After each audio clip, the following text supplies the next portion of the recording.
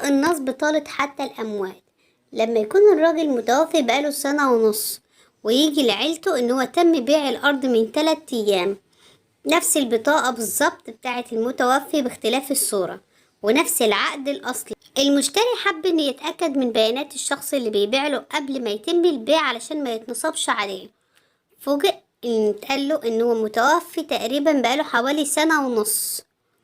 لما سأل إن هو قال كان قاعد معاه بقاله حوالي من 2 ل3، وهو اللي باعله الأرض وهو اللي اتفق معاه. ولما سألوه عن البيانات ورالهم صورة البطاقة المتواجدة وياه وصورة العقد. طلعت البطاقة هي نفس البطاقة الأصلية باختلاف الصورة بكل بياناتها، والعقد صحيح. اتعددت واختلفت طرق النصب. طبعا احنا ما نقدرش نقول غير ان لله الأمر من قبل ومن بعد. ربنا يرحمنا من الوضع اللي احنا وصلنا له والحالة السيئة اللي يعني حتى يعني النصب وصل للأموات. انا مهندس محمد 31 سنه، من اهل اسماعيليه، من عيله القرعلي. القصه في البدايه خالص، اكتشفنا ان في تليفون جاي من الشغل من عند الحاج الله يرحمه. التليفون الناس بتقول يا جماعه الحقوا انتوا عندكم ارض في ارض جمعيات. عندنا ارض. طيب الارض دي في ناس بتبيعها. ناس بتبيعها ازاي؟ والله في واحد جه بيقول ان هو مشتري، تمام، والمشتري دوت بيسأل عن صاحب الارض، يعني رايح محل العمل بتاع البطاقة بيسأل عن الحج علشان يتأكد قبل ما يشتري الارض، بيتأكد المعلومات صح ولا غلط علشان ما يدفعش فلوس وفي الاخر تطلع ايه؟ نصب. فقالوا له الحج متوفي بقاله سنة ونص. فالراجل استغرب، ازاي يا جماعه اذا كان الحاج كان قاعد معايا بقاله يومين او من 3 ايام؟ فقالوا له ازاي؟ طب معاك اي اثبات؟ قال لهم انا معايا صوره البطاقه ومعايا العقد بتاع الارض. عقد الارض؟ معاه عقد الارض ومعاه صوره البطاقه وعقد الارض. طب ممكن توريها لنا؟ وراله صوره البطاقه. المشكله او المصيبه ان نفس الصوره نفس البطاقه هي مع اختلاف الصوره. نفس بطاقة والدك؟ نفس بطاقة والدي، الاسم، الرقم البطاقة، العنوان، الوظيفة، كل حاجة تيبيكال للأصل، مغير بس الصورة. فقالوا له أيوة هي نفس البطاقة بس مش دي صورة الحج. قالوا طب والعقد؟ بصينا على العقد هو تيبيكال للأصل بالظبط، نفس العقد لدرجة احنا شكينا. العقد بتاع الأرض؟ العقد بتاع الأرض أصلي، عقد أخضر بالظبط. فالناس زمايل بابا الله يرحمه اللي في الشغل راحوا متصلين بينا، الحقوا يا جماعه الارض بتاعتكم بتتباع. ازاي؟ جه المشتري يسال على الحاج الله يرحمه، فقلنا له ان الحاج متوفي. فقال لنا طب ده في 1 2 3 4 وان في ناس مزوره البطاقه ومطلعه عقد اخضر وبتبيع الارض. طب يا الناس دي فين او الراجل ده فين؟ قال هو جه يسال ومشي. طب ما نعرفش نوصل له بتاع؟ لا. طب خلوا بالكم. تمام. طبعا احنا ما اديناش اهميه خالص، على قد ان احنا استغربنا بس ما كناش مصدقين الموقف اصلا. موقف يعني مش واقعي، او بالنسبه لنا احنا خيال شويه كبير، فيلم بالظبط. فمن هنا لهنا اخويا اللي اهتم ساب شغله وساب دنيته كلها وراح جه عند الارض، صورها وقعد فيها ونزل غفير في الارض. يوم التاني لقينا واحد جاي بيبص على الارض. فالسلام عليكم. وعليكم السلام. حضرتك جاي في حاجه في الارض؟ والله ده انا جاي اشتري الارض. تمام. حضرتك جاي تشتري الارض من مين؟ من الحاج احمد القرعلي. طب يعني مين قال لك ماشي جاي تشتريها بناء عن ايه؟ بنبدا نفهم. اللي هو والدي المتوفي الله يرحمه. تمام. طب فبدا بدا اخويا راح مكلمني، رحت رايح له بسرعه، بدانا ان احنا نتكلم مع الراجل دوت. تمام. فبدا يقول لنا والله انا جالي مكتب عقارات، ماشي، انا مكتب، والراجل جه يقول لي احنا مكتب ومعانا ارض عايزين نبيعها لو عندك مشتري، بس هم عارضينها بسعر قليل جدا. فقلت ان انا اجي اشتري الارض واطلع انا اكسب فيها. يعني هو علشان عارف قيمة الأرض وسعرها، الناس دي طالبة سعر قليل، فقال قال بدل ما أبقى وأنا وسيط، لا أنا اللي أشتري بالسعر اللي هم عايزينه وأنا هعرف اجيب سعرها الاصل فانا الكسبان. اه فالراجل بيحكي لنا لما اتاكدنا، احنا اتكلمنا معاه قلنا له احنا الورثه وان الحاج الله يرحمه، فالراجل ايه لما اتاكد واحنا اتاكدنا بقى قال طب انا هساعدكم. ف يعني الحمد لله ان الراجل ده ايه وقف معانا وتفهم الموضوع، فتمام. طيب هنعمل ايه؟ والله المهم ان هو كمان كان معاه صورة الحاج الله يرحمه البطاقة المزورة، يعني نفس البطاقة اللي زميل الحاج في الشغل وراها لنا، نفس الراجل ده وراها لنا نفس الحاجة، صورة البطاقة والعقد. فاحنا بقى ورينا له ان احنا الاولاد بالبطاقة فتمام الايه الموضوع تمام. طيب هنعمل ايه؟ والله انا ممكن ايه اوصلكم بالناس دي على اساس ان انتم مشتريين وانا هساعدكم. طب تمام. راح طلع التليفون، طب من هنا لهنا لا بلاش تليفونك، اتصل من ايه من تليفوننا احنا على اساس ان تليفونك ايه فصل شحن. مفيش مشكله. اديته التليفون بتاعنا تمام، اتصل بيهم السلام عليكم انا فلان الفلاني معلش تليفوني فصل شحن، انا بكلمك من تليفون المشتري واحنا واقفين بالفعل على الارض تمام، والراجل شاف الارض وعايز يخلص. قال له مفيش اي مشاكل لو كده ايه، كان يوم خميس، قال له لو كده ان شاء الله يوم الاحد. فقال له طب ليه يوم الاحد؟ مع الراجل جاهز وفلوسه جاهزه والدنيا تمام وهو شاف الارض وعايز ينجز. فلو كده نعمل عقد ابتدائي يوم الجمعه بكره ماشي، ويجي يقعد مع الراجل ويدفع مبلغ ونخلص، وبعد كده نطلع على الشهر العقاري يوم السبت ويبقى خلصنا. قال له خلاص ارجع للناس وبعد كده ايه نشوف الدنيا ارد عليك. ما ردش. عدى يوم عدى التاني، لقيت المكتب اللي هو العقارات اللي تبع النصابين بيتصل بيا انا مباشره، يعني ايه ما اتصلش بالسمسار، طلعوا بره الايه الموضوع واتصل بيا. فالسلام عليكم. وعليكم السلام. ايه يا حبيبي ماشي، انا شوف انت فاضي امتى وننزل نعمل العقود وايه ونخلص. كان مركز جدا على عقد ابتدائي ما بينه وما بينه، مش مركز على التوكيل، كان مركز جدا ان هو يبدا يعمل عقد ابتدائي الاول. وقالها لي كده صراحه، احنا هنعمل عقد ابتدائي ومن العقد الابتدائي هناخد مبلغ كبير ونخلي المبلغ الصغير فين لما نروح الشهر العقاري. يعني بس هندسه عايزين برضه نوضح للمشاهدين، يعني هو بدأ يتعامل معاك كده عشان انت يعتبر ضيقت عليه موضوع اما جاتك المعلومه وصورت على الارض، لكن الارض هو مش متصور عليها، كان ممكن يكون هو بيعها على طول. هو ما شافش الارض. كان يتفق فيها. لا هو ما شافش الارض بالفعل. هو سبحان الله برضو الطمع وحش، او ربنا لما برضو بيقف معانا في الاول وفي الاخر. هو ما جاش يشوف الارض، هو لو كان جه شاف الارض كان عارف وش ان ايه ان اهلها عرفوا وكان طب كويس. فهو ما جاش اصلا على الارض خالص. تمام. طيب تمام. يعني برضه سبحان الله باين من بداية اسلوبه ان في نصب في الموضوع، ان هو يقول لك انا هاخد منك فلوس مبلغ كبير في العقد الابتدائي وبعد كده نتقابل في الشهر العقاري اخد منك الصغير. ليه؟ انت مش هتشوفه اصلا في الشهر العقاري، انت هياخد المبلغ الكبير وايه شكرا. فبيبان من الايه سبحان الله من البدايه. بس احنا ما بنبقاش مركزين في النقط دي، في نقط صغيره الواحد ما بيبقاش في دماغه فايه. المهم قلت له مفيش مشاكل، شوف امتى نقعد ونعمل العقد الابتدائي ونكمل الموضوع. قلت له قال لي مفيش مشاكل. انت فاضي امتى؟ قلت له انا فاضي يوم كذا. قال لي تمام. اتفقنا على اليوم. من اول ما قفلت معاه كلمت اخويا، ان اخويا طبعا كان معايا في الموضوع، اتواصل مع الجهات الامنيه. بدأ ان هو اخويا يتواصل مع الجهات الامنيه وانا بتواصل مع العصابه، بقينا احنا الاثنين مع بعض. بس فبدأنا ان احنا نقسمها بحيث ان احنا نظبط الايه الدنيا. بقينا بنعمل كل حاجه دلوقتي. من اول ما بلغنا الجهات الامنيه بقينا بنعمل كل حاجه قانوني. بدأوا ان هم واقفين معانا خطوه بخطوه ستيب باي ستيب. بدأ ان هو يقول لك احنا نعمل ايه وما نعملش ايه. بدأوا ان هم مهتمين جدا بحاجه زي كده. تمام.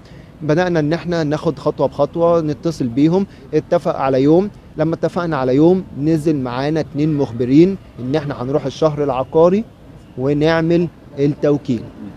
اتنسى فكره العقد الابتدائي، فجأة الكلام اتغير، احنا هنعمل توكيل على طول. تمام. نزلنا على الشهر العقاري في الميعاد واليوم اللي اتفقنا عليه، كنت انا اللي اتفقت بناء على كلامه اللي انت تقول عليه. نزلنا اتفقنا، اتصل بيه انا جاي لك حاضر ساعه، التانية اتصل بيه انت فين، انا جاي لك حالا معلش مش عارف ايه، التالتة اتصل بيه ما بيردش خالص. قاعد ومعايا مخبرين مستنيين عند الشهر العقاري، بس طبعا بعيد شويه. فالمخبرين قالوا لنا هو كده بيعمل ايه، بيأمن نفسه، هو كده مش هيجي النهارده، هو قال لك انت تحدد الميعاد علشان يأمن نفسه. انت هندسه برضه حبيت انك انت تجريه وتعمل المخاطره اللي انت تعملها عشان تقدر تكشفهم، عشان طبعا بلدنا فيها قانون وانهم يعني يتحاسبوا على اللي عملوه، لان اكيد عشان ما تتكررش لحد تاني. لكن انت كنت ضامن طبعا ان دي ارض والدك ويقضيك ووالدك متوفي. اكيد طبعا. بص ده يعني عارف يعني ايه في ثانيه تلاقي ممتلكات الحاج الله يرحمه اللي تعب فيها وطلع عينه راحت في ثانيه.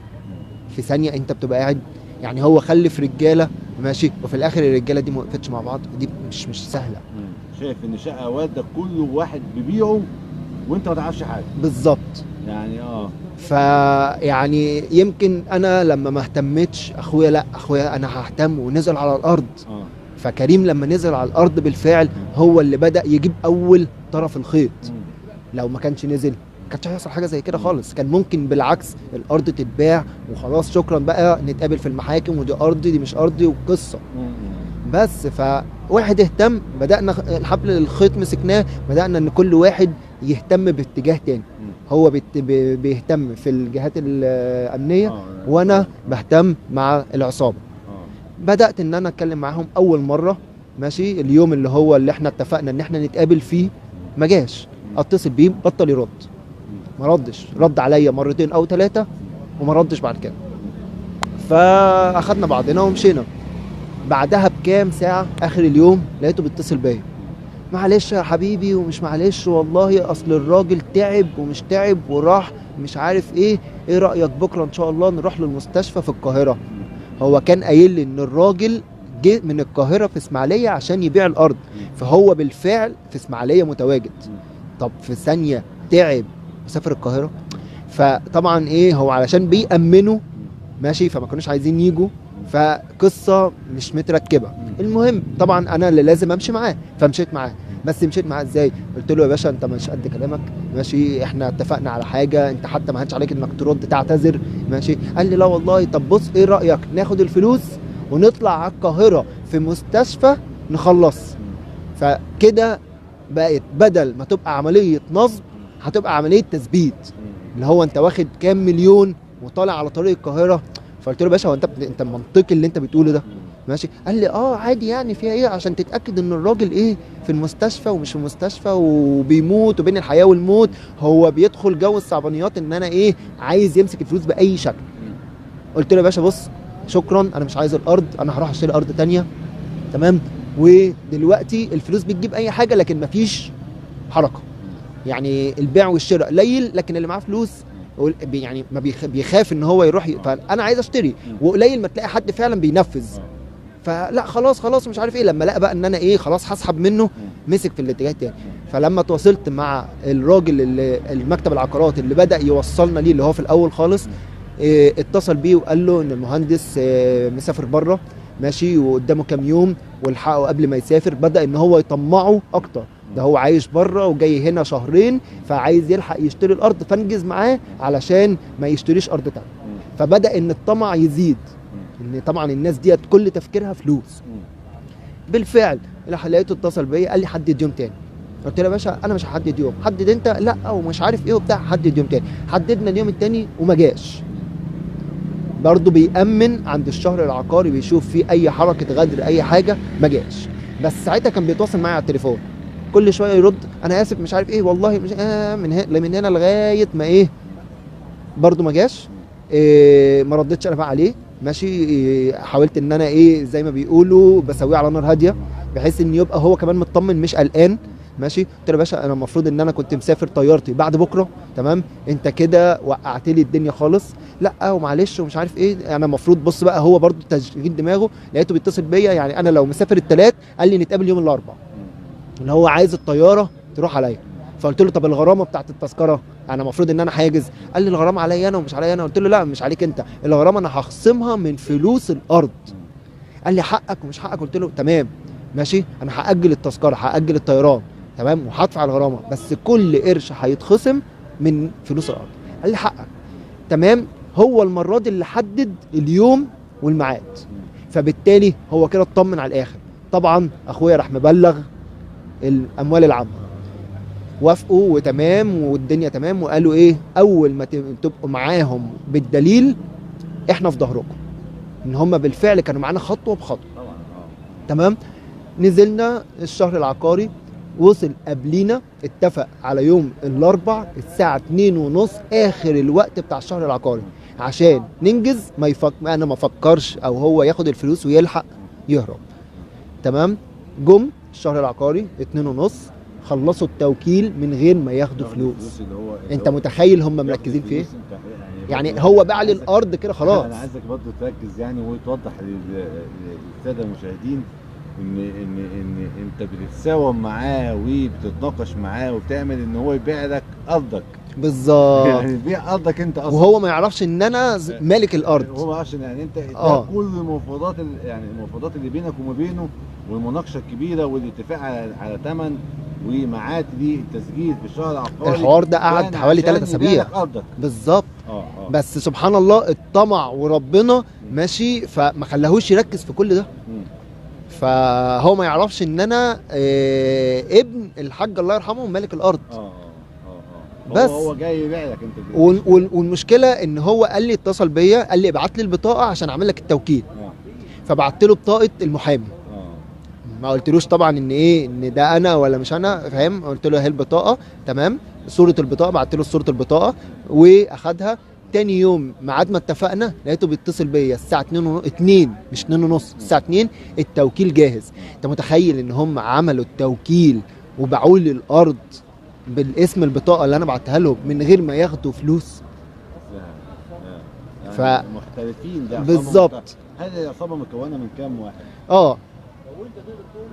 فالعصابه مكونه من حوالي 8. فاهمني؟ 8 افراد اللي كانوا موجودين. 8 افراد. ده غير الناتورجيه، غير اللي كانوا بيراقبوا الشهر العقاري من بره. هل هم يعني العصابه دي اكيد عملت القصه دي اكتر من مره وفي كذا؟ ما ده بقى اللي انا هقوله لك في لما مسكناهم.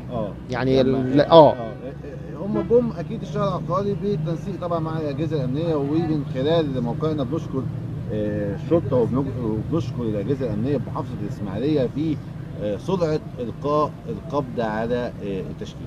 وسبحان الله انت عارف في الحته دي بالذات ربنا بيعمي البصر، ما بقاش كل حاجه همه الفلوس. فهو النقطه دي كانت من اهم الحاجات اللي احنا قدرنا نوقعهم. تمام. ان هم ما بقوش شايفين غير فلوس. انتوا لقيتوا معاهم بقى عاملين احنا بالفعل عملنا الكمين. اول ما رحنا الشهر العقاري ماشي، المحامي دخل اللي هو البطاقه اللي انا كنت باعتها له، مسك التوكيل علشان يراجعه. اول ما مسك التوكيل والبطاقه المزوره راح رانن علينا، رحنا داخلين بالمباحث ماشي، وتم القبض عليهم. ما شاء الله ما شاء الله. المشكله بقى ماشي والاستغراب اللي انت ما تعرفوش، ان لما تم القبض عليهم المباحث لما جت فتشتهم، الراجل اللي معاه المزور البطاقه طلع مزور 9 بطايق ل9 اشخاص ب9 رخص قياده من جميع جمهوريه مصر العربيه، مش من اسماعيليه بس. تشكيل على كل تشكيل. ده كان في العربيه من الحرز اللي اتحرز. العربيه بتاعتهم اتفتشت، طلع من ضمن الحاجات اللي اتحرزت معاه 9 بطايق بكل بطاقه رخصه قياده ووظيفته، لدرجه ان مش مسلمين بس، لا ده مستغل مسلم ومنتحل شخصيه مسيحي وكاهن في الكنيسه. يعني متخيل؟ يعني مزور عالمي وعصابه متمكنه وطبعا من خلالك ومن خلال الاجهزه الامنيه تم القاء القبض عليهم، وكان عددهم قلت لي 8. مظبوط. 8 اشخاص، وهم مظبوط. حاليا امام جهات التحقيق، وطبعا بلدنا بلد قانون، وهياخدوا يعني هيتجازوا وهيتحاسبوا على كل حاجه حصلت. اكيد طبعا. اكيد طبعا. انت كشاب اسماعيلاوي يعني ولسه 31 سنه، فانت الارض قلت لي قبل ما اسجل معاك ان الارض كده كده بتاعتك، بس انت حاولت انك تعمل عشان الناس اللي ما تعرفش. فقبل ما اسجل معاك قلت لي انا حابب برضه اوجه يعني الناس المواطنين واقول لهم يخلي بالهم من هذه ازاي يحافظوا على الحاجه دي. لا، اي حد عنده ارض سايبها او شقه راكنها مش بيزورها او مش بيشوفها او مش بيطل عليها ايا كان المعنى، المهم اهم حاجه انه كل فتره يبص عليها. طيب لو ارض يصورها ويكتب يافطه ملك كذا كذا والرقم، علشان اللي يجي يبص على الارض يتواصل مباشره مع صاحب الارض. فيبقى يصور الارض ويافطه ملك فلان الفلاني ورقم التليفون، وليست للبيع لو هو مش عارضها للبيع. فبالتالي يوم ما حد هيجي يعرضها للبيع ويروح يبص على الارض، ازاي يا باشا اليافطه محطوطه. دي اول حاجه.